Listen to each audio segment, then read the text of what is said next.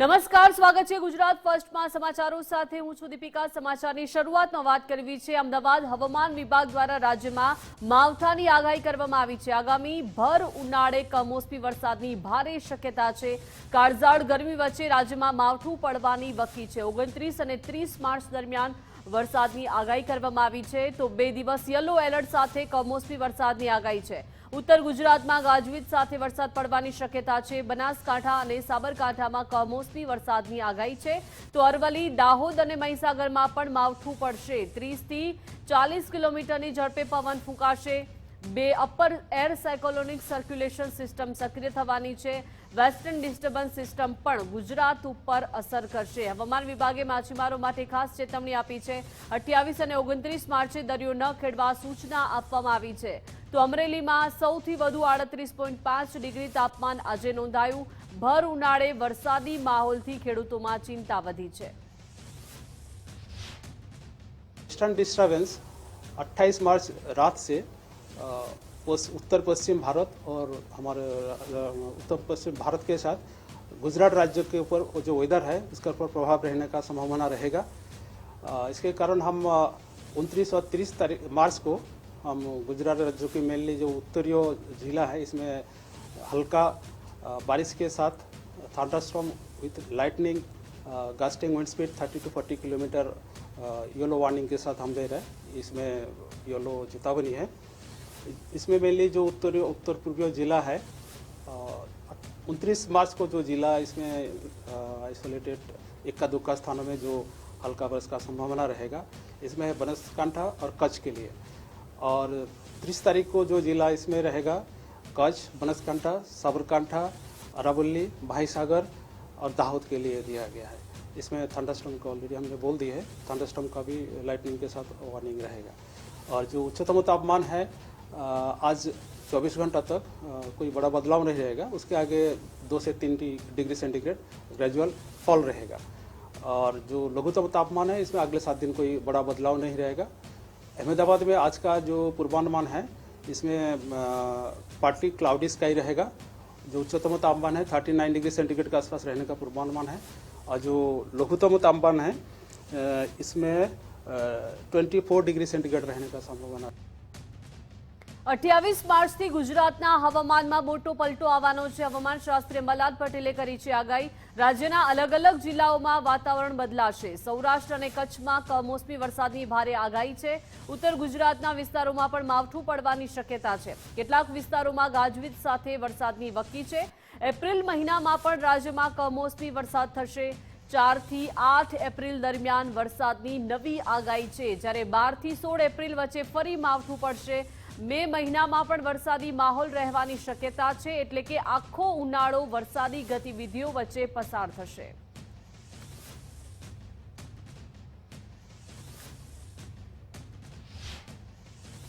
દેશના ઉત્તરીય પર્વતીય પ્રદેશોના લીધે તારીખ 26મી હવામાન બદલાવના કારણે અને તારીખ 28, 29, 30 એપ્રિલ શરૂઆત સુધીમાં ઉત્તર ભારતમાં ના જે વરસાદની જે પચીવૃક્ષો છે તેની અસર રાજસ્થાનના સંલગ્ન ભાગો અને છે ગુજરાતના ભાગોમાં થવાની શક્યતા રહેશે।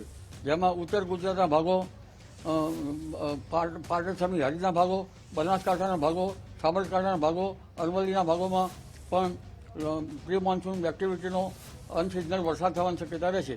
આ ઉપરાંત વડોદરાના ભાગો, મધ્ય ગુજરાતના ભાગોમાં પણ હવામાન પલટાશે અને છેક અમદાવાદ, ગાંધીનગરના ભાગો સુધી પણ હવામાન પલટાશે અને કેટલાક ભાગમાં વરસાદ થવાની શક્યતા રહેશે।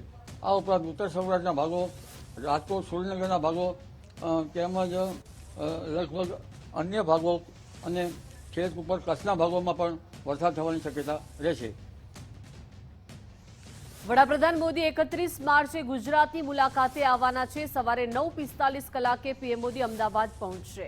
એરપોર્ટથી સીધા ગાંધીનગરના કોબા ખાતે કાર્યક્રમમાં જશે।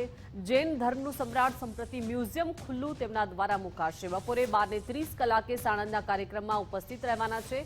તો સાણંદમાં સેમિકોન પ્રોજેક્ટનું લોકાર્પણ વડાપ્રધાન નરેન્દ્ર મોદી દ્વારા થશે। સાંજે 4 વાગ્યે પ્રધાનમંત્રી સીધા જ ડીસા પહોંચશે। ડીસાના નાડી ખાતે વિવિધ વિકાસ કામોનું ખાતમુહૂર્ત કરશે અને નાડી ગામમાં વિશાળ જનસભાને પ્રધાનમંત્રી સંબોધન કરશે। સાંજે 5:30 કલાકે ડીસાથી આસામ જવા રવાના થશે।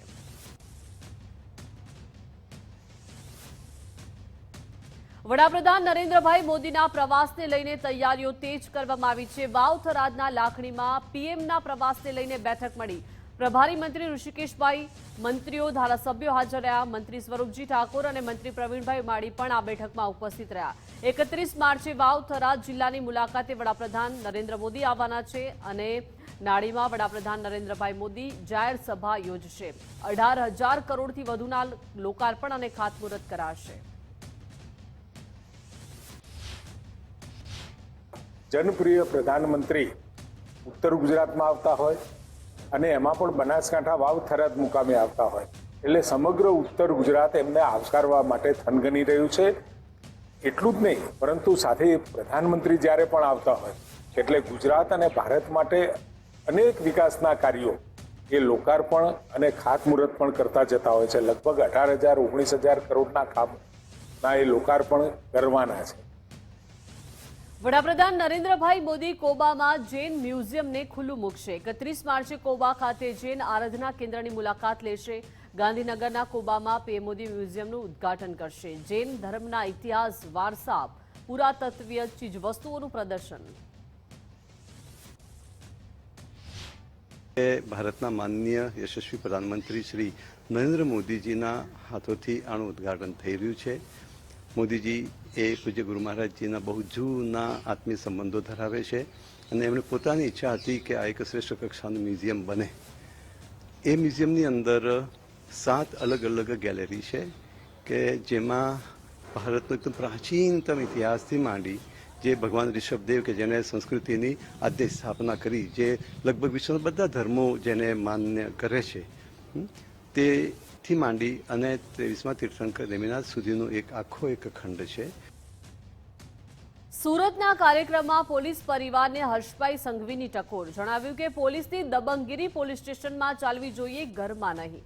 પોલીસ કર્મચારી જો વ્યસન કરે તો પરિવારજનો સુધારજો. જો તમારાથી ના થાય તો મને કહેજો, હું વ્યવસ્થા કરી આપીશ. પોલીસ કર્મી શહેર સાચવશે, ઘર સાચવવાની જવાબદારી તમારી. પોલીસ આવાસના લોકાર્પણ કાર્યક્રમમાં હર્ષભાઈ સંઘવીએ આ નિવેદન આપ્યું. हमारा पति भाई के कोई भी जो पुलिस में हो तो ये पुलिस की दबंगगिरी पुलिस स्टेशन सुधी चालवी जोईए, घर में नहीं. सोसायटी में नीचे बेसीने रात्रे मोड़ा तक बेसीने जो पान ने पिचकारीओ मारे तो सीधा करवानी जवाबदारी तमारा लोकोनी है. तोय तमने लागे के नहीं थता तो मने कहेजो, हूँ थोड़ी घनी सारी व्यवस्थाओं करी आपीश तमने. परंतु घर मकान आ बधी साचववानी जवाबदारी तमारी छे अने आ सपनाओनुं घर आपना आ जीवन सपना साकार करे तेवी शुभकामनाओं. खूब खूब आभार. तो केंद्रीय मंत्री CR पाटीले पण पोलीस तंत्रने टकोर कर्युं छे. जणाव्युं छे के समाजमां पण पोलीस पासेथी अपेक्षा राखी रह्युं छे अने पोलीसकर्मीओ लोको साथे सभ्य वर्तन राखे. सेना पर जेवुं मान तेवुं लोकोने हवे पोलीस पर पण मान रहेवुं जोईए तेवा कार्यो करवा. કેટલાક પોલીસકર્મીઓના કારણે આખું વિભાગ બદનામ થાય છે. લોકોને પોલીસ પ્રત્યે નફરત ન થાય તેવું વર્તન કરો.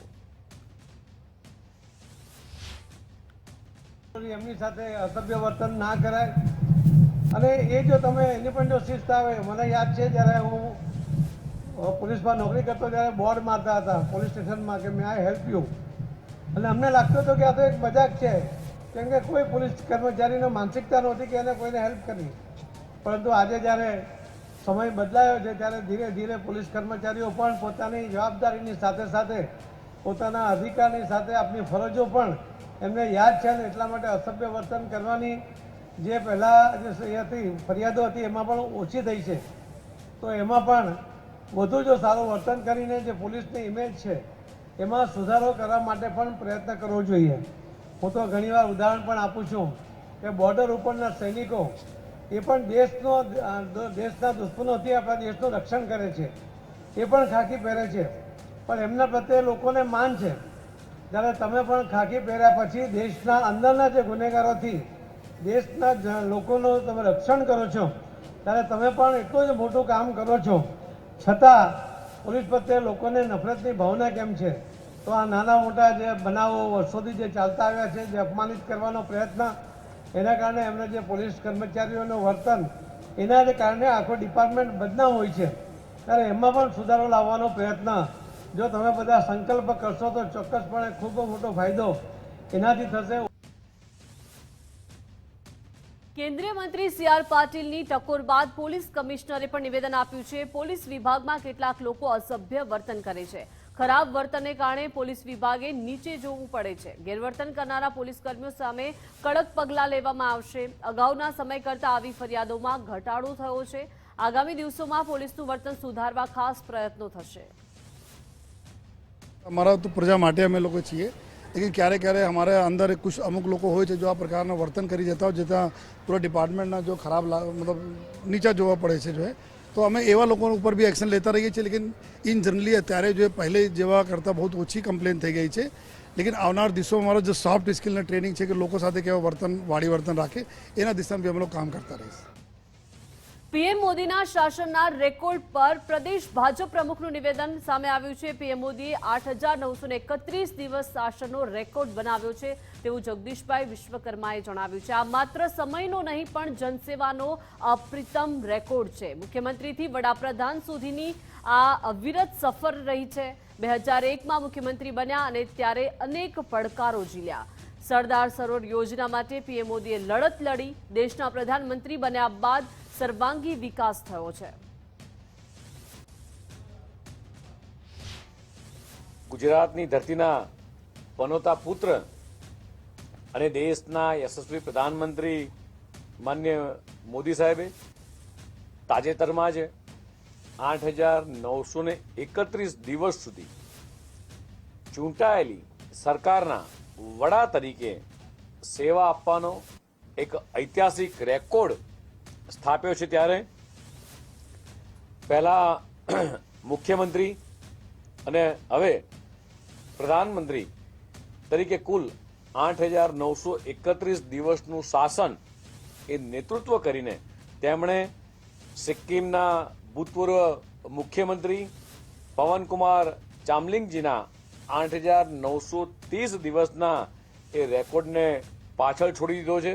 તેમના 24 વર્ષના જીવનમાં તેમણે ક્યારેય પોતાને ફક્ત મુખ્યમંત્રી કે પ્રધાનમંત્રી તરીકે જોયા નથી અને એક પણ રજા પાડ્યા વગર તેમણે હંમેશા રાષ્ટ્રના એ સેવક તરીકે પોતાનું જીવન સમર્પિત કર્યું છે. સ્થાનિક સ્વરાજની ચૂંટણી માટે ભાજપની તૈયારીઓ તેજ થઈ છે. ભાજપ પ્રદેશ કાર્યાલય કમલમ ખાતે હાઈ પ્રોફાઇલ બેઠક મળી. ભાજપ કાર્યાલય ખાતે નિરીક્ષકો અંગે બેઠક મળી. ઉમેદવાર પસંદગી માટે નિરીક્ષકોની નિમણૂક કરાશે. જિલ્લા દીઠ 3 નિરીક્ષકોની નિમણૂક કરવામાં આવશે. નિરીક્ષકો ફિલ્ડ પર જઈ સંભવિત ઉમેદવારોને સાંભળશે. સેન્સ લીધા બાદ ચૂંટણી સમિતિ સમક્ષ પેનલ મુકાશે. નિરીક્ષકોના અહેવાલ બાદ ઉમેદવારોના નામ નક્કી કરવામાં આવશે. ચૂંટણી સમિતિ ઉમેદવાર પસંદગી પર આખરી મહોર મારશે. સ્થાનિક સ્વરાજ્યની ચૂંટણી મુદ્દે ભાજપ પ્રદેશ પ્રમુખનું નિવેદન.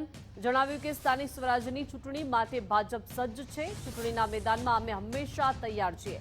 ચૂંટણી આવતા વિપક્ષી નેતાઓ દેડકાની જેમ કૂદવા લાગ્યા છે અને ઉમેદવાર પસંદગીના ક્રાઇટેરિયાની સમય મુજબ જાહેર કરવામાં આવશે. સમય આવે ઉમેદવારોના નામ અંગે નિર્ણય લેવામાં આવશે તેવું જગદીશભાઈ વિશ્વકર્માએ નિવેદન આપ્યું.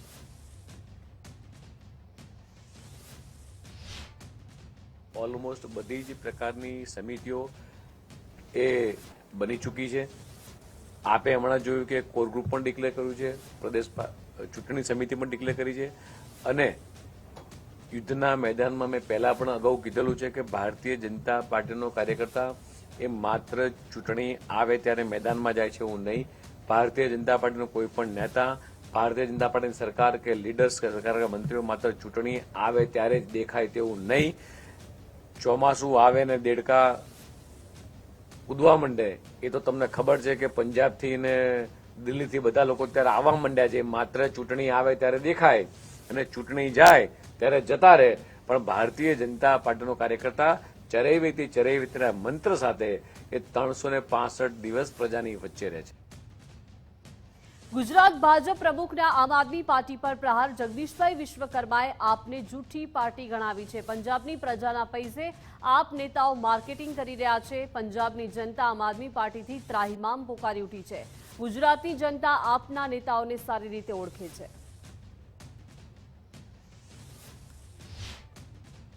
ભગવત માન આપના મુખ્યમંત્રી, એમના નેતા કેજરીવાલો ગમે તેવા બણગા ફૂંકતા હોય, પણ પંજાબની જનતા ત્રસ્ત છે, ત્રાહિમામ છે અને ખેડૂતોના ટેકાના ભાવની ખરીદીના રૂપિયાથી એ દેશની અંદર માર્કેટિંગ કરવા નીકળ્યા છે. કેજરીવાલ અને ભગવત માન આ માત્ર અફવા ફેલાઈ રહ્યા છે. પંજાબના પૈસા, ગરીબોના, ખેડૂતોના પૈસા એ અન્ય રાજ્યની અંદર માત્ર ચૂંટણી પ્રચારને ભ્રામકતા માટે આ ફેલાઈ રહ્યા છે. એમને ક્યારેય ગુજરાતની પ્રજા સ્વીકારશે નહીં. આ ગુજરાતની પ્રજા બંને બહુરૂપિયાઓને ખૂબ સારી રીતે ઓળખે છે.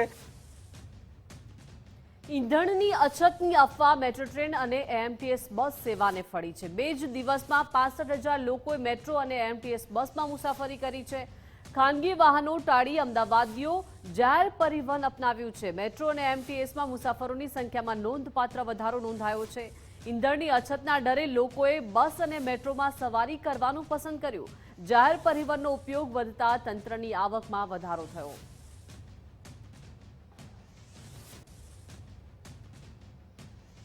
ઈંધણની અછતની અફવા ફેલાવનાર સામે કડક કાર્યવાહી. રાજકોટ પેટ્રોલ પંપ એસોસિએશનના પ્રમુખ સામે કાર્યવાહી થઈ છે. ગોપાલ ચુડાસમાના પેટ્રોલ પંપનું લાયસન્સ સસ્પેન્ડ કરવામાં આવ્યું છે. એચપીસીએલની ઈંધણની અફવા ફેલાવવા બદલ કાર્યવાહી થઈ છે.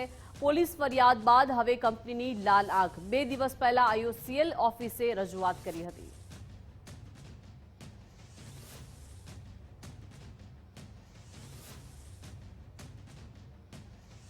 ડાંગ જિલ્લા પુરવઠા અધિકારીએ જનતાને સંદેશ આપ્યો. જિલ્લામાં પેટ્રોલ ડીઝલનો જથ્થો પૂરતો પ્રમાણમાં હોવાનું જણાવ્યું છે. પેટ્રોલ અને ડીઝલ માત્ર વાહનોની ટાંકીઓમાં ભરાવા આદેશ કરવામાં આવ્યો. અન્ય પાત્રમાં પેટ્રોલ ડીઝલ ન આપવા સંચાલકોને સૂચિત કર્યા. પ્રજાને ખોટી અફવાઓના લીધે ગેરમાર્ગે ન દોરવા અપીલ કરી. સંગ્રહખોરી કરનાર સામે કાયદેસરની કાર્યવાહી કરાશે.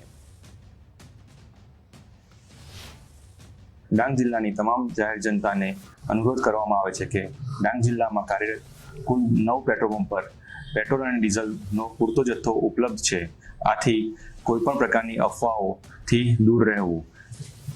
જિલ્લામાં પૂરતો જથ્થો ઉપલબ્ધ હોય તેનું સઘન રીતે મોનિટરિંગ કરી કોઈપણ અવ્યવસ્થા ન સર્જાય તેની તંત્ર દ્વારા પૂરી તકેદારી રાખવામાં આવી રહેલ છે. તેથી કોઈપણ અફવાઓથી ગેરમાર્ગે દોરાયા સિવાય માત્ર ને માત્ર સરકારી રીતે જે માહિતી પ્રસારિત કરવામાં આવે તેના આધારે જ કામગીરી કરવી અને કોઈપણ અફવાઓથી ગેરમાર્ગે ન દોરાવવું. નાયરા કંપનીના પેટ્રોલ અને ડીઝલમાં ભાવ વધારો થયો છે. પેટ્રોલમાં 5 અને ડીઝલમાં 3 રૂપિયાનો વધારો થયો છે. નવો ભાવ વધારો આજથી જ અમલી બની ગયો છે. પેટ્રોલનો નવો ભાવ હવે 99.65 રૂપિયા, જ્યારે ડીઝલના 93.07. અન્ય પેટ્રોલિયમ કંપનીઓમાં હજુ કોઈ જ ભાવ વધારો થયો નથી.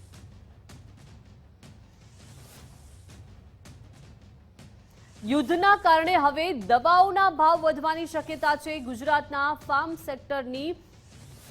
ફાર્મા સેક્ટરની ચિંતામાં હવે મોટો વધારો થયો છે, કેમ કે આગામી 1 મહિનામાં દવાઓના ભાવ વધી શકે છે. દવાઓના ભાવમાં 15 થી 20% વધારો થઈ શકે છે. કેમિસ્ટ અને ડ્રગિસ્ટ એસોસિએશનના ચેરમેનનું મોટું નિવેદન. અલ્પેશ પટેલે ભાવ વધારા અંગે મીડિયાને માહિતી આપી.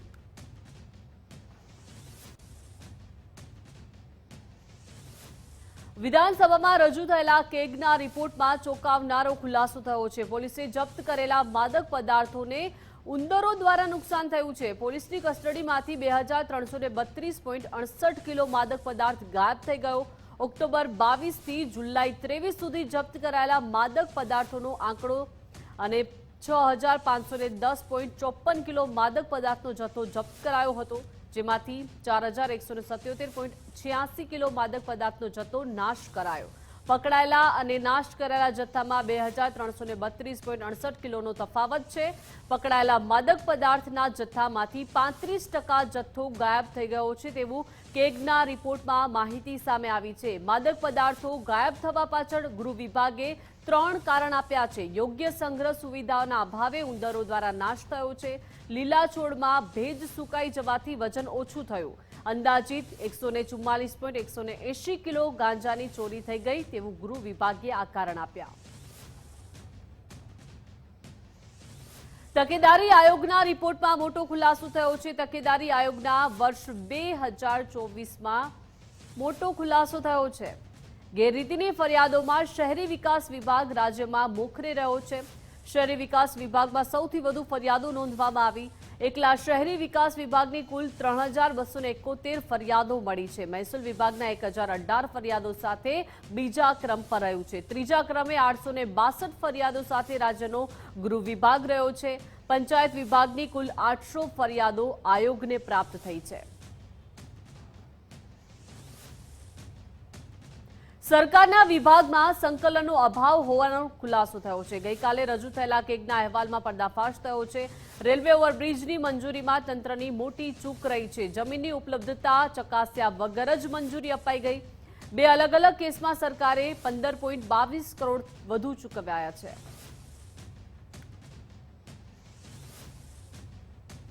કેગના રિપોર્ટમાં સ્ટેમ્પ ડ્યુટીને લઈને મોટો ખુલાસો થયો છે. 142 કેસોમાં ઓછી સ્ટેમ્પ ડ્યુટી વસૂલાઈ છે. સરકારી તિજોરીને 34.07 કરોડનું મોટું નુકસાન પહોંચાડવામાં આવ્યું છે. ક્યાંક ઓછી તો ક્યાંક ડ્યુટી જ નથી વસૂલાઈ. જમીન ફાળવણીમાં સ્ટેમ્પ ડ્યુટી સામે સવાલો ઉઠ્યા છે.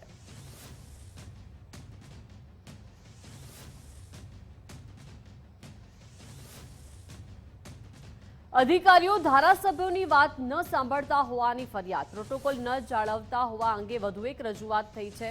વિધાનસભાની કમિટીમાં ધારાસભ્યોએ ભારે રોષ ઠાલવ્યો. સરકારી કાર્યક્રમોમાં ધારાસભ્યોને યોગ્ય સ્થાન નથી મળતું. પ્રભારી મંત્રીની બેઠકોમાં પણ સ્થાનિક ધારાસભ્યોની બાદબાકી કરવામાં આવી રહી છે. અનુસૂચિત જનજાતિ કલ્યાણ સમિતિના રિપોર્ટમાં ખુલાસો થયો છે. સમિતિએ વહીવટી તંત્રને પ્રોટોકોલ જાળવવા સૂચના આપી.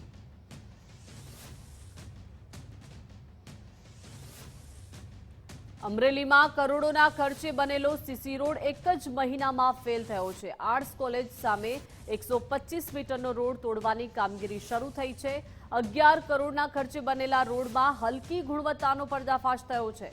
નબળું કામ થયું હોવાનું કોન્ટ્રાક્ટર એજન્સીએ પણ સ્વીકાર્યું છે. માર્ગ મકાન વિભાગના અધિકારી નિવેદન આપ્યું. ઇન્સ્પેક્શન દરમિયાન અલગ અલગ રોડના સેમ્પલ લીધા હતા. રોડ ઉપર જે હાલ કામ ચાલે છે અમારું ક્વોલિટી એશ્યોરન્સ પ્લાનના ભાગરૂપે રૂટીન મેન્ટેનન્સ અને રૂટીન ચેકઅપ ઇન્સ્પેક્શન થતા હોય જેમાં અમે આખા રસ્તા ઉપરથી ઘણા બધા સેમ્પલ લીધા. એક જગ્યાનું સેમ્પલ ફેલ આવ્યું છે. એ કેસમાં ઇજાદારશ્રીને અત્રેની કચેરી દ્વારા એટલો રોડ તોડીને નવેસરથી કરવાના આદેશો કરવામાં. ગુજરાત વિધાનસભામાં અશાંત ધારા સુધારા વિધેયક પસાર. હવે અશાંત વિસ્તાર ઓળખાશે નિર્દિષ્ટ વિસ્તાર તરીકે. સુધારા વિધેયક બદલ સુરતના લોકોએ સરકારનો આભાર માન્યો. નિર્દિષ્ટ વિસ્તારમાં મિલકત ગીરો મૂકી સરળતાથી લોન મેળવી શકાશે. ગેરકાયદે મિલકત ટ્રાન્સફર અટકાવવા કલેક્ટરને સુઓ મોટો સત્તા. મિલકતના સોદાઓની તપાસમાં કલેક્ટર એસઆઈટીની મદદ લેશે. મિલકતોનું અનૈચ્છિક સ્થળાંતર અટકાવી શકાશે. માલિકોના હિતનું રક્ષણ થશે. મિલકત વેચનાર પર કોઈ જ દબાણ છે કે નહીં તેની પણ ચકાસણી કરી શકાશે. ગેરકાયદે મિલકત પચાવી પાડનારા તત્વોને કડક સજા અને દંડ પણ ફટકારાશે.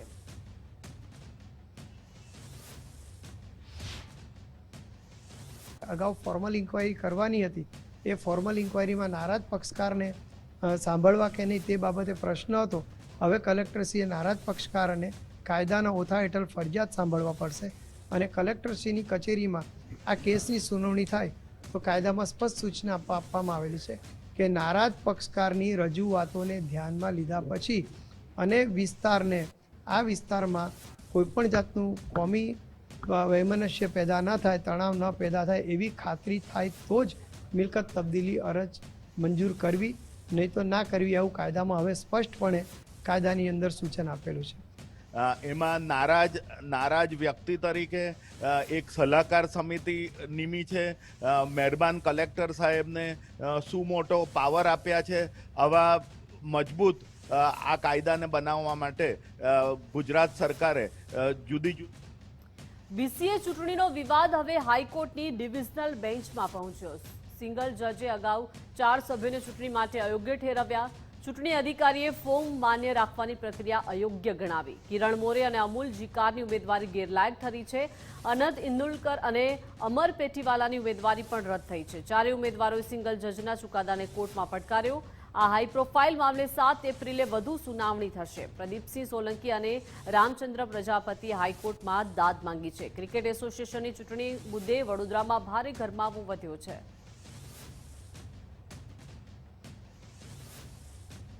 ગુજરાત પોલીસ બેડામાં મોટા પાયે પીઆઈની બદલીઓ થઈ. રાજ્યમાં કુલ 254 પીઆઈની બદલીના આદેશ આપવામાં આવ્યા છે. ડીજીપી કચેરી દ્વારા બદલીનો સત્તાવાર હુકમ જાહેર થયો છે. પીએસઆઈમાંથી પીઆઈ બનેલા અધિકારીઓને પોસ્ટિંગ મળ્યા છે.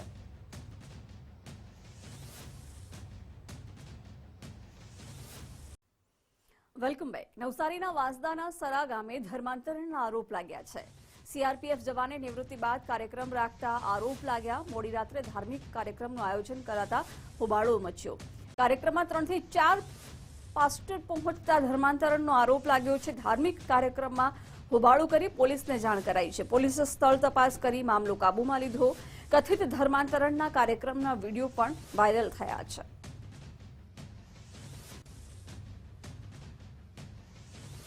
પાલીતાણાના જૈન બાલાશ્રમના ગૃહપતિ સામે ફરિયાદ દાખલ થઈ છે. ગૃહપતિ સામે સગીર પર સૃષ્ટિ વિરુદ્ધના કૃત્યનો આરોપ લાગ્યો છે. ગૃહપતિ હસમુખભાઈ શાહ વિરુદ્ધ પોલીસ વડાને પણ અરજી કરાઈ છે. રાજકોટ ખાતે રહેતા પરિવારનો પુત્ર જૈન બાલાશ્રમમાં રહેતો હતો. છેલ્લા 3 વર્ષથી કૃત્ય આચરતા હોવાનું અરજીમાં જણાવાયું છે. ગૃહપતિ બાળકને સસ્પેન્ડ કરી દેવાની ધમકીઓ આપતા હતા. પરિવારે ભાવનગર જિલ્લા પોલીસ વડાને અરજી કરી છે.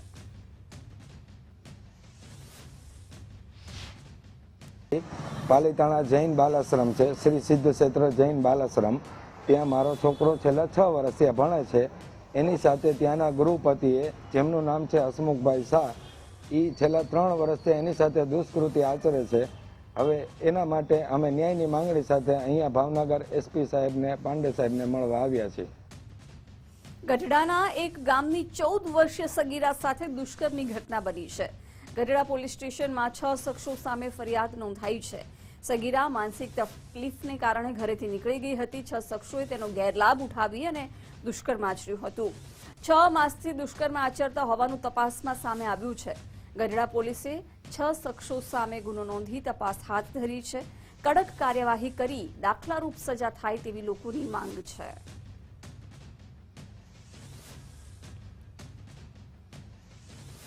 અમદાવાદમાં નિવૃત્ત પોલીસ ઇન્સ્પેક્ટરે પત્નીના ત્રાસથી આપઘાત કરી લીધો છે. જયંતિભાઈ પરમારે પત્ની અને પુત્રથી કંટાળી આત્મહત્યા કરી. વર્ષ 2020માં પોલીસ સેવામાંથી નિવૃત્ત થયા. નિવૃત્તિ બાદ પરિવાર દ્વારા સતત માનસિક ત્રાસ અપાતો હતો. સાળી પણ નિવૃત્ત પીઆઈને માનસિક હેરાન કરતી હોવાના આરોપ છે. દારૂના નશામાં પુત્ર દ્વારા પિતાને મારવાનો પણ આરોપ છે. પત્ની અને પુત્ર અવારનવાર ઘરેથી કાઢી મૂકતા હતા. સોલા પોલીસ સ્ટેશનમાં પરિવારના 3 સભ્યો સામે ફરિયાદ નોંધાઈ છે. નિવૃત્ત અધિકારીએ ઝેરી દવા પીને જીવન ટૂંકાવી લીધું છે. નાનો છોકરો અને એમની વહુ, મારી ભાભી અને એમની બેન, એમના ત્રાસમાં. શું ત્રાસ આપતા હતા? ત્રાસ એટલે આ કાઢી મેળવાનું, આવી રીતના મારામારી કરવાની, ગારો બોલવાની. પછી તમારા ભાઈ કઈ જગ્યાએ નોકરી કરતા હતા? પેન્શનની માથાકૂટ હતી, કેટલા રૂપિયાની માથાકૂટ? પેન્શનની આમાં શું હોય, એમને ગાડી લીધી હતી તો એમનો હપ્તો પેન્શનમાં જ કપાતો હતો. અને મારા ભાઈ કને દવાના પૈસા બચતા નતા. અને હું ગરીબ છું, બરોબર, અને હું છૂટક મજૂરી કરું. હું ક્યાંય લાવું એટલા પૈસા? મારા શું ઈચ્છો છો પોલીસ પાસેથી? પોલીસ ભાઈ ઈચ્છું કે મારા ભાઈ જે નોટમાં લખીને ગયા એમના આરોપીઓની સજા થવી જ જોઈએ. ઘરના જતા અઠવાડિયા પહેલા ગયા તો છોકરો બી એમનો નાનો મારવા આવ્યો, ગાળો બોલી મા બહેનોને. એમના બૈરી કે મારા આમની કોઈ જરૂર નહીં. સુરતમાં પહેલા માળેથી પટકાતા મનપા ઇજનેરનું મોત થયું છે. ઉધના બમરોલીની નવનિર્મિત બિલ્ડિંગમાં દુર્ઘટના બની છે. 45 વર્ષીય ઇજનેર દીપક વાઘેલાનું કમકમાટી ભર્યું મોત થયું.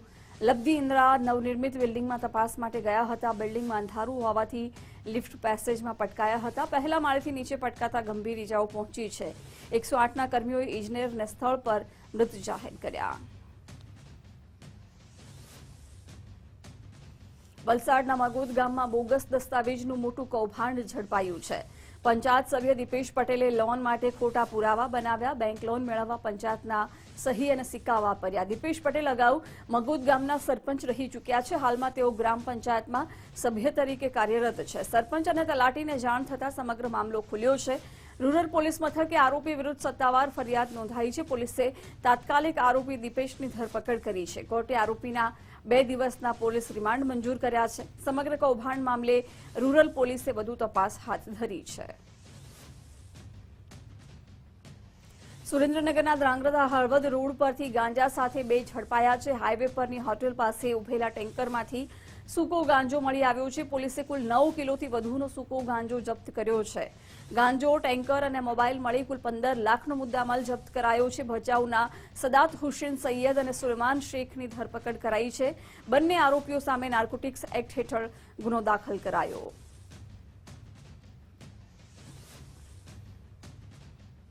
વલસાડના સંજાણમાં તસ્કરોનો તરખાટ જોવા મળ્યો. મહિલાને બંધક બનાવીને લૂંટને અંજામ આપવામાં આવ્યો. અજાણ્યા શખ્સોએ ચપ્પુની અણીએ લૂંટ ચલાવી છે. 90,000 રોકડ, મોબાઈલ સહિત એટીએમ કાર્ડ લૂંટી લૂંટારુઓ ફરાર થયા. ઉમરગામ પોલીસે સ્થળ પર પહોંચીને તપાસ હાથ ધરી છે. લૂંટારુઓને પકડવા માટે પોલીસે ચક્રો ગતિમાન કર્યા છે.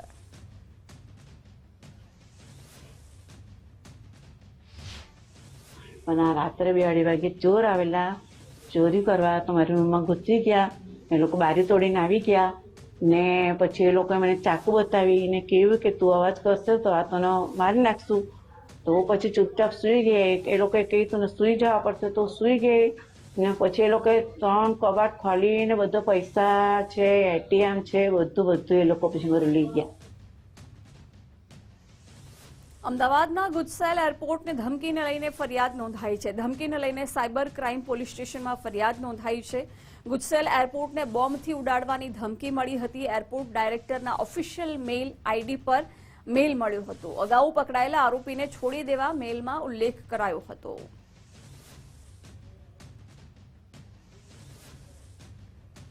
ડાકોરમાં પવિત્ર યાત્રાધામમાં વેપારીની શરમજનક હરકત સામે આવી.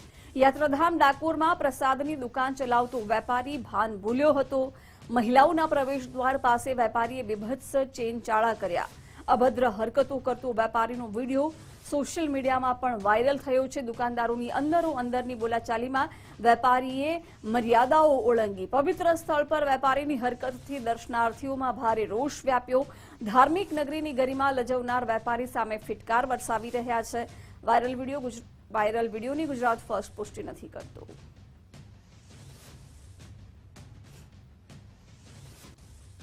સુરત પાલિકાના ડમ્પિંગ સાઇટ પર આગ લાગી હતી. ત્રીજા દિવસે પણ ડમ્પિંગ સાઇટ પર આગ યથાવત છે. ઘટના સ્થળે હાલ પણ 8 ગાડીઓ સહિતનો કાફલો હાજર છે. ફાયર વિભાગ દ્વારા આગ પર કાબુ મેળવવાના સતત પ્રયાસ ચાલુ છે. આગ ઓલવવા પાછળ હજારો લીટર પાણીનો ઉપયોગ થયો છે. પાલિકાની ડમ્પિંગ સાઇટ પર આગની બીજી ઘટના બની છે. અગાઉ પણ ડમ્પિંગ સાઇટ પર આગની ઘટના બની હતી, જે અંગે પાલિકાએ કરોડોનો દંડ ફટકાર્યો હતો.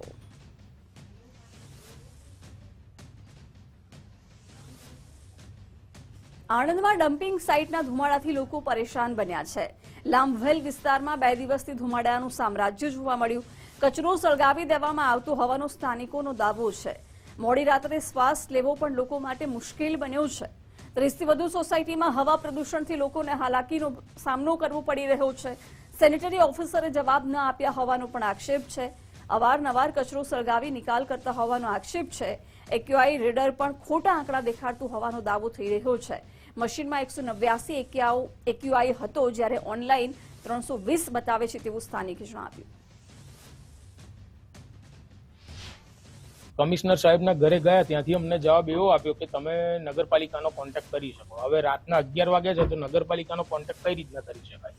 ત્યારે ગ્રવલ સાહેબને ત્યાં ગયા, ત્યાં તો અમને કોઈ રિસ્પોન્સ જ નથી મળ્યો. એ લોકોએ તો કશું કોઈ જવાબ જ નથી આપ્યો.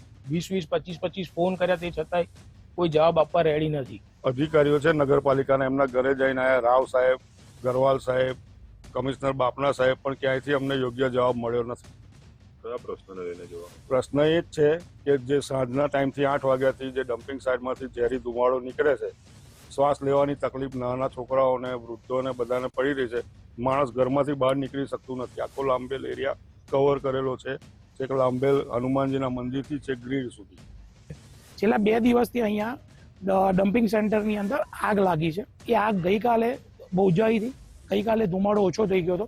આજે ફરી એ આગનો ધુમાડો એટલો ભીષણ થયો છે કે જે સંકેત સુધીના એરિયામાં સામે માણસ ઉભો એ બી દેખાતું નથી. તો આ અહીંયા વડીલ વર્ગ રહે છે, બાળકો રહે છે, આ બધાના સ્વાસ્થ્યને લઈને અમારી જોડે જે પ્રોબ્લેમ છે એનું સોલ્યુશન અમે માગીએ છીએ. તો અમને સર્વદાથી મળે. તમને શું જવાબ અમે રજૂઆત કરી તો અમને કોઈ સિનિયરનો પહેલાં તો કોઈ સપોર્ટ ના મળ્યો, ના કોઈ સિનિયર જોડે વાત થઈ. અમે ફાયર બ્રિગેડને કોન્ટેક્ટ કર્યો 100 નંબર પર, તો ફાયર બ્રિગેડનો જવાબ એવો આવ્યો કે મોટી ટ્રક અંદર ડમ્પિંગ એરિયામાં જે આગ લાગી છે ત્યાં જઈ શકે એમ નથી, તો નાના ટ્રેક્ટરથી અમે કામ ચલાવી રહ્યા છીએ. પણ નાના ટ્રેક્ટરથી બી જો કામ ચલાવે છે તો એ બોલવાનું પડે. સોસાયટીમાં રહું છું. આ ડમ્પિંગ સાઇટની બાજુમાં જ અમારી સોસાયટી છે અને છેલ્લા કેટલાક સમયથી રજૂઆત કરવા છતાં પણ આનું કોઈ નિવારણ આવતું નથી. આ કચરો જે ડમ્પિંગ સાઇટ છે એનું પ્રોસેસ કરીને એનું નિવારણ લાવવાનું હોય, એની જગ્યાએ કચરો બાળવામાં આવે છે અને એના કારણે જ આ પરિસ્થિતિ ઊભી થઈ છે. એટલે ખરેખર બાળવો ના જોઈએ. બાળવાથી જ આ બધી ધુમાડો અને આટલી ખરેખર ઝેરી કેમિકલના એના લીધે શ્વાસ લેવામાં એમાં તકલીફ પડી રહી છે. અત્યારે હાલની સાઈડમાં આ ડમ્પિંગ સાઇટ પાસે જ આ એમનો મ્યુનિસિપાલિટી દ્વારા જે વેધર કન્ડિશન માટે જે આ બોર્ડ મૂકવામાં આવ્યું છે એમાં AQI બતાવે છે 189, જ્યારે અત્યારે ઓનલાઈન જોઈએ ને તો 320 બતાવે છે. એટલે એમના જે આ મ્યુનિસિપાલિટી દ્વારા જે મૂકેલા છે એ પણ જે આંકડા બતાવે છે એ ખોટા છે, તદ્દન ખોટા છે. અમદાવાદીઓમાં ગાડીના ફેન્સી નંબર માટે ગજબનું ક્રેઝ જોવા મળી રહ્યો છે. અમદાવાદ RTOને ફેન્સી નંબરથી 67 લાખની આવક થઈ છે. ZB અને YU સિરીઝના નંબરો માટે ઓનલાઈન હરાજી પણ થઈ. હરાજીમાં પસંદગીના નંબર માટે 9.59 લાખ સુધીની બોલી લાગી. 0009 નંબર માટે પણ બોલી લાગી હતી. સૌથી વધુ 9.29 લાખની બોલી બોલાઈ છે. 99 નંબર 5.82 લાખમાં, 79 નંબર પાછળ 2.24 લાખનો ખર્ચ. ટુ વ્હીલરમાં પણ ભારે માંગ જોવા મળી. 0001 નંબર માટે 99,000 ખર્ચ્યા હતા. RTO અમદાવાદ દ્વારા આ મહિનામાં જે 4 વ્હીલરનું વાહન છે તેની માટે ZB સિરીઝ ઓપન કરવામાં આવેલી હતી, જેમાં બિડિંગ અર્થે જે વાહનના માલિકોએ એમાં ભાગ લીધો હતો. તેમાં કુલ આવક RTO અમદાવાદને 67,99,000ની થઈ છે, જેમાં સૌથી વધારે જે બોલી લાગી છે તે 4 વ્હીલર માટે 0009 નંબરની છે અને એમાં લગભગ 9,29,000ની બિડિંગ કરવામાં આવેલી હતી, જે સફળ અરજદાર છે તેમના દ્વારા. આમાં જે વાહન માલિક દ્વારા વાહન લેવામાં આવે છે તેના વિધિન 7 ડેઝની અંદર એમાં ચોઇસ નંબર એપ્લિકેશન કરવાની હોય છે ઓનલાઈન પોર્ટલથી. ત્યારબાદ જ્યારે પણ સિરીઝ આવી રીતે ઓપન થતી હોય છે, જે નવી સિરીઝ, એ ફેન્સી નંબર પોર્ટલ જે સરકાર દ્વારા વિકસાવવામાં આવેલું છે તે અંતર્ગત આમાં જે પણ એમને નવો નંબર લેવા પાત્ર છે આ તમામ નંબરોમાંથી એમના પસંદીદા નંબરમાં અપ્લાય કરી શકે છે. અને જ્યારે પણ આ બિડિંગ ઓપન થાય છે તેમાં જે ટ્રાન્સપરન્ટ પ્રોસેસ છે તે અંતર્ગત એમાં જે પસંદીદા નંબર છે તેનું બિડિંગ કરાવી અને નંબર સફળ અરજદારને નંબર આપવામાં આવે છે. જે નંબરો છે તેને 3 પાર્ટમાં ડિવાઈડ કરવામાં આવેલા છે. ગોલ્ડન છે, સિલ્વર છે અને અધર નંબરો છે. ગોલ્ડનમાં જેટલા બી 001, 2 છે, 007 છે, 9 છે, 4 નવડા છે, 4 એકડા છે, આ પ્રકારના ઘણા બધા નંબરો છે જેનો સરવાળો અમુકમાં 9 થતો હોય. એ પ્રકારના તમામ નંબર ગોલ્ડનમાં આવરી લેવામાં આવે છે. સુરતની મહિધરપુરા પોલીસે જર્મન મહિલાનો મોબાઈલ શોધી આપ્યો. સોરાયા બર્ગર મિત્ર સાથે સુરતની મુલાકાતે આવી હતી. રાજસ્થાનમાં થયેલી મિત્રતા નિભાવવા સુરત મહિલા આવી હતી. વડોદરાથી ટ્રેન દ્વારા જર્મનની મહિલા સુરત પહોંચી. સ્ટેશનથી હોટેલ જતી વખતે ટેક્સીમાં મોબાઈલ ભૂલી ગઈ હતી. મહિધરપુરા પોલીસે ગણતરીના કલાકોમાં તપાસ હાથ ધરી હતી. 35 સીસીટીવી કેમેરાની મદદથી ટેક્સી ચાલક શોધી કાઢ્યો. પોલીસે મોબાઈલ પરત કરી અતિથિ દેવો ભવઃનું સૂત્ર સાર્થક કર્યું. વડોદરાનો અકોટા સોલાર બ્રિજ 13 દિવસ બંધ રહેશે. 27 માર્ચથી 8 એપ્રિલ સુધી અકોટા સોલાર બ્રિજ બંધ રહેશે. બુલેટ ટ્રેનની કામગીરી માટે બ્રિજ બંધ રાખવાનો છે. જેતલપુર બ્રિજ, જેતલપુર અંડરપાસનો ઉપયોગ કરી શકાશે. અવરજવર માટે વિશ્વામિત્રી બ્રિજનો પણ ઉપયોગ કરી શકાશે.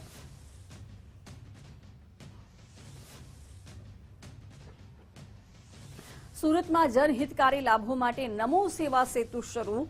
કેન્દ્રીય જળશક્તિ મંત્રી CR પાટીલ કાર્યક્રમમાં હાજર રહ્યા. નાયબ મુખ્યમંત્રી હર્ષભાઈ સંઘવી પણ ઉપસ્થિત રહ્યા. સેવા સેતુથી અનેક લોકોને જનહિતકારી લાભો મળશે. કેન્દ્રીય જળશક્તિ મંત્રી સી.આર. પાટીલે નિવેદન આપ્યું. લોકો સુધી યોજનાઓ પહોંચાડવામાં આવી રહી છે. ખેડૂતોના ખાતામાં ₹6,000 જમા થઈ રહ્યા છે. વડાપ્રધાન મોદી સાહેબે હર હંમેશ દેશની ચિંતા કરી છે. બાજુના દેશમાં પેટ્રોલના ભાવ વધ્યા, આપણે ત્યાં નહીં. આપણે પેટ્રોલ માટેની લાઇનમાં ઊભા નહીં રહેવું પડે. આપણી પાસે પૂરતી વ્યવસ્થા, પૂરતો જથ્થો છે. આપણે કોઈ અફવામાં આવવું જોઈએ નહીં, તેવું કેન્દ્રીય જળશક્તિ મંત્રી સી.આર. પાટીલે જણાવ્યું.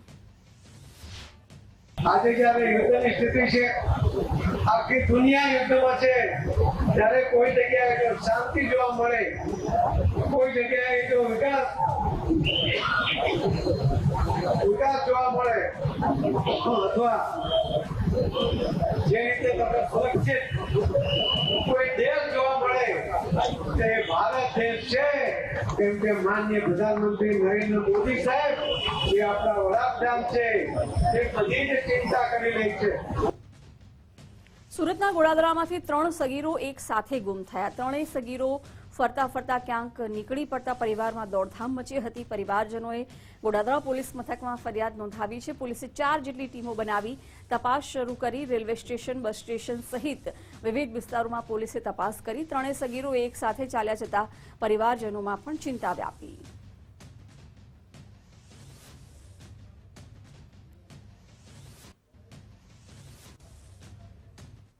હવે વાત કરીશું ઉપાસનાનું પર્વ ચૈત્રી નવરાત્રિની.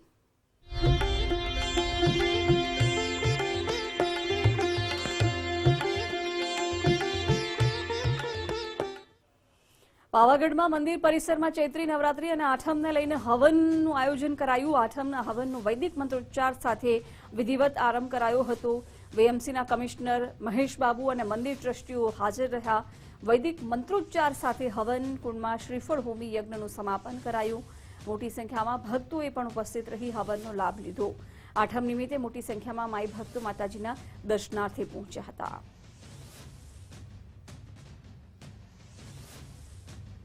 આદિશક્તિના ધામ અંબાજીમાં આજે ચૈત્રી નવરાત્રીની આઠમે આસ્થાનું ઘોડાપૂર ઉમટ્યું. વર્ષ 2026ની આ નવરાત્રી ઉપાસના અને સિદ્ધિ માટે વિશેષ મહત્વ ધરાવે છે. ત્યારે વહેલી સવારથી જ મા અંબેના દર્શન કરવા માટે ભક્તોની લાંબી કતારો જોવા મળી. પરંપરા મુજબ આજે મંદિરમાં 2 મંગળા આરતી કરવામાં આવી, જેમાં હજારો શ્રદ્ધાળુઓએ માતાજીના આશીર્વાદ મેળવી ધન્યતા અનુભવી. મંદિરના ચાચર ચોકમાં ગોદાવી પરિવાર દ્વારા મુખ્ય હવનકુંડમાં નવચંડી યજ્ઞનું ભવ્ય આયોજન કરવામાં આવ્યું. શક્તિ અને ભક્તિના સંગમ સાથે અંબાજીમાં નવનિર્મિત રામ મંદિરમાં ભગવાન રામનો જન્મોત્સવ પણ અત્યંત ધામધૂમથી ઉજવાયો. સમગ્ર મંદિર પરિસરને દેશ વિદેશના દુર્લભ અને રંગબેરંગી ફૂલોથી દિવ્ય રીતે સજાવવામાં આવ્યું. ઉનાળાની કાળઝાળ ગરમીને ધ્યાનમાં રાખીને વહીવટી તંત્ર દ્વારા યાત્રિકો માટે છાંયડા અને ઠંડા પીવાના પાણીની ખાસ વ્યવસ્થા કરવામાં આવી. આજે અષ્ટમી છે. બધા લોકોને મારા તરફથી હાપી નવરાત્રી અને રામનવમીની ખૂબ ખૂબ શુભેચ્છાઓ. હું આવી છું આજે અંબાજી મા જોડે નવરાત્રી મનાવવા. અહીંયા બહુ સરસ અનુષ્ઠાન ચાલે છે, યજ્ઞ ચાલે છે અને માની કૃપા વરસે છે. એટલે બધા જ ભક્તો અગર નથી આવ્યા હજી સુધી તો આવી જાઓ અંબાજી. જય અંબે. આજે ચૈત્રી નવરાત્રી ચાલી રહી છે. ચૈત્રી નવરાત્રીમાં આજે અષ્ટમી છે. અષ્ટમીના દિવસે માતાના ચાચર ચોકમાં મેન મુખ્ય સ્થાનમાં હવનનું આયોજન કરેલું છે. આ વર્ષોથી દર વર્ષે અમે ચૈત્રી નવરાત્રીમાં આવી જ રીતે હવનનું આયોજન કરતા રહીએ છીએ અને કરીએ છીએ. માતાજી ઉપર અમને અપાર શક્તિ છે, અપાર ભક્તિ છે અને દર પૂનમે અહીંયા અમે દર્શન કરવાનો લાભ લઈએ છીએ અને તમામ જનતાને કહીએ છીએ કે આ જેવી રીતે માતાજી ઉપર અમને અતૂટ વિશ્વાસ છે ને એવો દરેક અતૂટ વિશ્વાસ રાખે અને અહીંયા દર્શન કરવા પધારે. કચ્છમાં ચૈત્રી નવરાત્રીની આઠમ નિમિત્તે ભક્તોની ભીડ જોવા મળી. વાગડના રવેચી અને મોમાઈ માતાજીના દર્શને ભક્તોની ભીડ ઉમટી હતી. ઠેર ઠેર સેવા કેમ્પનું પણ આયોજન કરવામાં આવ્યું. દેશભરમાંથી ભાવિક ભક્તો માતાજીના દર્શનાર્થે ઉમટ્યા. જય માતાજીના નાદ સાથે વાતાવરણ ગુંજી ઉઠ્યું હતું.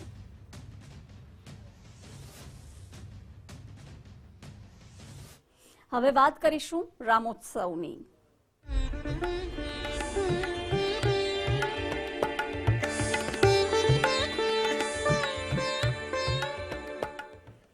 વડોદરાના સંવેદનશીલ વિસ્તારોમાં રામજીની શોભાયાત્રા નીકળી. ફતેપુરા કુંભારવાડા વિસ્તારમાંથી શોભાયાત્રા નીકળી હતી. શોભાયાત્રામાં મોટી સંખ્યામાં ભક્તો જોડાયા. સંવેદનશીલ વિસ્તારોમાં પોલીસનો ચુસ્ત બંદોબસ્ત ગોઠવાયો હતો. શહેરમાં 23થી વધુ સ્થળોએ શોભાયાત્રા નીકળી. આજે માતાજીની આઠમ અને આજે શ્રી રામની જન્મ જયંતિ પણ સાથે લોકો ઉજવી રહ્યા છે. આખો દિવસ ખૂબ પૂજા પાઠ હવન એ વાતાવરણ ચાલ્યું અને સાંજે શ્રી રામજીની જન્મ જયંતિ ઉજવી રહ્યા છે. ત્યારે કુંભારવાડા દર વર્ષની જેમ આજે યાત્રા નીકળી રહી છે. ખૂબ મોટા પ્રમાણમાં લોકો અહીં જોડાતા હોય છે. પૂર્વ વિસ્તારમાં આમ જોયા જાય તો જૂનામાં જૂની યાત્રા આ કુંભારવાડાની યાત્રા હોય છે. આજે રામનવમીનો પાવન અવસર છે અને આજના દિવસે વડોદરા શહેરમાં ઠેર ઠેર જે રામજીની શોભાયાત્રા છે તે નીકળી છે. ખાસ કરીને વાત કરીએ તો વડોદરા શહેરના અલગ અલગ વિસ્તારની અંદર 23 જેટલી જે રામજીની શોભાયાત્રા છે તે હાલ નીકળી છે અને આ તમામ યાત્રા ઉપર પોલીસનો પણ જે ચુસ્ત બંદોબસ્ત છે તે ગોઠવી દેવામાં આવ્યો છે. ખાસ કરીને વાત કરીએ તો સંવેદનશીલ ગણાતા જે ફતેપુરાનો આ વિસ્તાર છે ને અહીંયાથી આજે રામજીની જે ભવ્ય યાત્રા છે તે નીકળી રહી છે. જે રીતે આ જે શોભાયાત્રા છે ને તેની અંદર મોટી સંખ્યામાં જે રામ ભક્તો તે જોડાયા છે. સાથે સાથે જય જય શ્રી રામના નાદ સાથે આખો આ જે સમગ્ર વિસ્તાર છે એ પણ હાલ ભક્તિમય બન્યો હોય તેવું અહીંયા લાગી રહ્યું છે. ખાસ કરીને વાત કરીએ તો સંવેદનશીલ વિસ્તાર હોવાના કારણે કેટલાક એવા જે વિસ્તાર હતા કે જ્યાં પતરા મારીને કોર્ડન પણ કરવામાં આવે છે. સાથે સાથે તમામ જગ્યાએ પોલીસ દ્વારા ચુસ્ત મોનિટરિંગ પણ કરવામાં આવ્યું છે. મોટી સંખ્યામાં તમામ ભક્તો છે ત્યાં પહોંચ્યા છે અને એક સાથે જય શ્રી રામના નારા લગાવી અને આજનો જે રામનવમીનો જે પર્વ છે તેની ઉજવણી કરતા જોવા મળી રહ્યા છે. કેમેરામેન નીતિશ સોલંકી સાથે અલ્પેશ સુધાર, ગુજરાત ફર્સ્ટ, વડોદરા. ગાંધીનગરના દહેગામમાં રામનવમીના પવિત્ર પર્વે ભક્તિ અને શૌર્યનો અદ્ભુત સંગમ જોવા મળ્યો, જ્યાં આંતરરાષ્ટ્રીય હિન્દુ પરિષદ અને રાષ્ટ્રીય બજરંગ દળ દ્વારા સતત 38મા વર્ષે પ્રભુ શ્રી રામની ભવ્ય શોભાયાત્રા નીકળી. નહેરુ ચોકડી સ્થિત હનુમાનજી મંદિરે મહાઆરતી બાદ પ્રસ્થાન થયેલી આ યાત્રામાં હાથી, ઘોડા અને આકર્ષક ટેબ્લોએ આકર્ષણનું કેન્દ્ર બની. અખાડાના યુવાનો દ્વારા પ્રસ્તુત લાઠીદાવ, અગનગોળા અને તલવારબાજી જેવા હેરતઅંગેજ કરતબો રજૂ કરાયા. આજે દહેગામની અંદર રામનવમીની ભવ્ય શોભાયાત્રા નીકળી છે. એમાં વિવિધ પ્રકારના ટેબલા, અખાડા, વેશભૂષા અને ભજન મંડળીઓ ઐતિહાસિક જોડાયા છે. એ બદલ ગામનો જય શ્રી રામ. આંતરરાષ્ટ્રીય હિન્દુ પરિષદ રાષ્ટ્રીય બજરંગ દળ દ્વારા ઐતિહાસિક શ્રી રામ જન્મોત્સવની શોભાયાત્રા અત્યારે નીકળી રહી છે. આ 38મી શોભાયાત્રા છે. આ શોભાયાત્રા 11/4/1993 ના દિવસથી દહેગામમાં ચાલુ કરવામાં આવી હતી. સાબરકાંઠા જિલ્લાના મુખ્ય મથક હિંમતનગરમાં રામનવમીના પવિત્ર પર્વે ભક્તિ અને શૌર્યનો અદ્ભુત સંગમ જોવા મળ્યો. ચાપરિયા સ્થિત રામજી મંદિરથી ભગવાન શ્રી રામની ભવ્ય શોભાયાત્રાનો પ્રારંભ થયો હતો.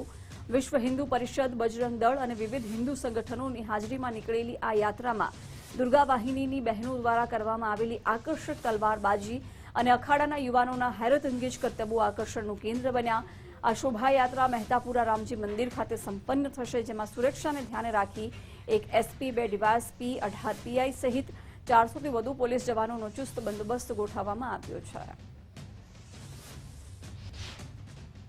રામનવમીની ભવ્ય શોભાયાત્રાનું આયોજન કરવામાં આવ્યું, જેની અંદર ખૂબ મોટી સંખ્યામાં હિંમતનગર અને આસપાસના તમામ ગામોમાંથી ખૂબ મોટી સંખ્યામાં સનાતની ભાઈઓ અને બહેનો ઉપસ્થિત રહ્યા. સાથે સાથે દુર્ગા વાહિનીની 50 કરતા પણ વધારે બહેનો દ્વારા તલવારબાજી કરવામાં આવી. વિવિધ અખાડાઓ, બજરંગના યુવાનો દ્વારા પણ તલવારબાજી અને વિવિધ કરતબો બતાવવામાં આવ્યા. અને સાથે સાથે આપણા રાષ્ટ્રપતિ ભગવાન શ્રીરામ જે આદર્શ જીવન જીવ્યા છે, મર્યાદા પુરુષોત્તમ ભગવાન શ્રીરામ જેવો તમામ લોકો આદર્શ જીવન જીવે એ માટે ભગવાન શ્રીરામના ચરિત્રનું ગાન પણ કરવામાં આવ્યું અને એ રીતે જનજન સુધી ભગવાન શ્રીરામનો સંદેશ પહોંચે એવો પ્રયાસ કરવામાં આવ્યો. સુરતમાં રામનવમીની ધામધૂમથી ઉજવણી કરાઈ. બાઇકિંગ ગ્રુપ દ્વારા ડભારી બીચ ખાતે અનોખી ઉજવણી કરાઈ. બાઇકિંગ ગ્રુપે રામ નામની માનવ સાંકળ બનાવી હતી. યુવા પેઢીને ધાર્મિક આસ્થા સાથે જોડવાનો પણ પ્રયાસ થયો છે. ડભારી બીચ પર 70 બાઇકથી રામ નામની સાંકળ બનાવી. રામ નામની સાંકળ 40 મિનિટમાં બનાવવામાં આવી. ખેડા જિલ્લાના કેસરા ખાતે આવેલા બાલાજી હનુમાન મંદિરમાં છેલ્લા 7 વર્ષથી અલગ અલગ થીમ અને વિવિધ કાર્યક્રમો આયોજિત કરવામાં આવે છે. ત્યારે આજે રામનવમીથી ચૈત્રી પૂર્ણિમા હનુમાન જન્મોત્સવ સુધી 7 દિવસના ભવ્ય કાર્યક્રમનું આયોજન કરવામાં આવ્યું છે અને અયોધ્યા રામ મંદિર સાથે ભારતભરમાં આવેલ પ્રસિદ્ધ હનુમાન મંદિરની ઝાંખી ઊભી કરવામાં આવી છે. આ વર્ષે પણ લાખો લોકો દર્શનનો લાભ લેશે અને આ તમામ કાર્યક્રમનું સંચાલન બાલાજી હનુમાન મંદિરની 300થી વધુ બહેનો કરશે. બાલાજી હનુમાનજી મંદિર પ્રખ્યાત મંદિર છે, જ્યાં ભક્તો એક અરજી કરે તે મનોકામના પૂર્ણ થાય છે.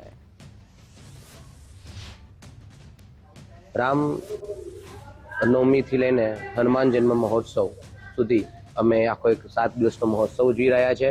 એમાં બાલાજી હનુમાન મંદિર કેશરાધામમાં અમે રામ મંદિર જે અયોધ્યામાં છે સ્થિત એની ઝાંખી અમે અહીંયા આગળ પ્રાંગણમાં બનાવી છે, જે સ્તંભો પર ઊભી છે. અને બીજા ભારતના જે પ્રાચીન હનુમાનજીના જેટલા જ મંદિરો છે એ બધા જ મંદિરોના ઝાંખી પણ અમે, જેમ કે સરાસર હનુમાનજી, મહેદીપુર હનુમાનજી છે, સાળંગપુરના છે, વારાણસીના છે, અયોધ્યાના હનુમાનગઢીના છે, પ્રયાગરાજના પેલા હનુમાન છે, એવા ભારતના 10 જે પ્રાચીન હનુમાનજીના અને પ્રસિદ્ધ હનુમાનજીના મંદિર છે એ છે. આજે રામનવમીની અષ્ટમી ભેગી છે એટલે એક નવચંડી યજ્ઞ આજથી શરૂ થશે અને ત્યાં 108 દીકરીઓનું અમે પૂજન કરીશું. ત્યારબાદ ભારતના અને ગુજરાતના જે પ્રસિદ્ધ આચાર્યો અને વેદ આચાર્યો છે એમના દ્વારા 7 દિવસે યાગ થશે. 7 દિવસ સુધી યાગ થશે અને સાંજે પણ 8 વાગ્યા પછી એક રામનો જન્મથી હનુમાન જન્મ મહોત્સવ સુધી સુંદરકાંડ, આનંદનો ગરબો, સડોનું ભજન મંડળ, એવી અનેક જાગૃત સંત વાણી, એ બધા દિવસ અલગ અલગ દિવસે 7 દિવસ સુધી એક મહોત્સવનું આયોજન કર્યું છે. તો બુલેટિનમાં અત્યારે બસ આટલું જ. વધુ સમાચારો માટે આપ જોતા રહો ગુજરાત ફર્સ્ટ. નમસ્કાર.